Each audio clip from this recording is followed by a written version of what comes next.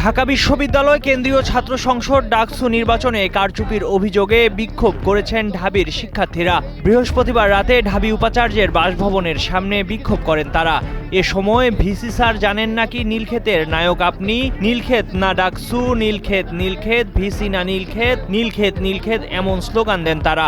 বিক্ষোভকারীরা জানান বিশ্ববিদ্যালয় প্রশাসন নীলক্ষেত থেকে ব্যালট পেপার ছাপিয়েছে কিনা এ তথ্য জানতে চান তারা। তারা বলছেন যেসব কারচুপির অভিযোগ উঠেছে সেগুলোর বিষয়ে বিশ্ববিদ্যালয়ের প্রশাসনের সুস্পষ্ট বক্তব্য জানতে চান তারা।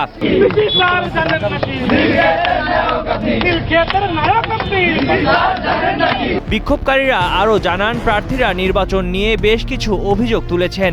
এসব অভিযোগের ভিত্তিও খুঁজে পাচ্ছেন তারা।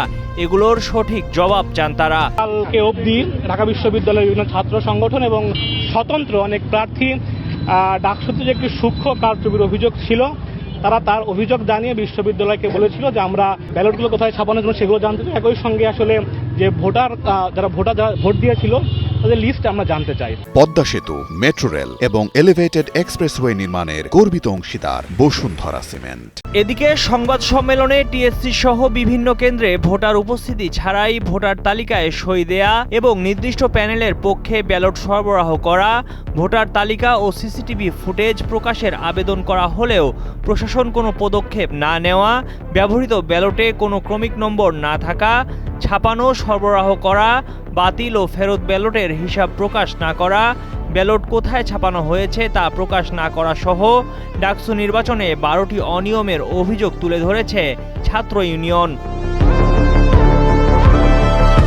এর আগে নির্বাচনে ব্যবহৃত ব্যালট পেপারে ক্রমিক নম্বর না থাকা, ছাপানো ব্যালট পেপারের সংখ্যা, ভোট কেন্দ্রে সরবরাহকৃত, ব্যবহৃত ও বাতিল হওয়া ব্যালট পেপারের সংখ্যা এবং ভোট গ্রহণ শেষে ফেরত দেওয়া ব্যালট পেপারের সংখ্যা প্রকাশ না করা, নির্বাচনে ব্যবহৃত ব্যালট পেপার কোন প্রেস থেকে ছাপানো হয়েছে সে বিষয়ে কোনো তথ্য প্রকাশ না করা সহ 11টি অভিযোগ তুলে ধরেন ছাত্রদল সমর্থিত প্যানেলের ভিপি প্রার্থী আবিদুল ইসলাম খান। ময়ূখ ইসলাম, কালের কণ্ঠ ডেস্ক।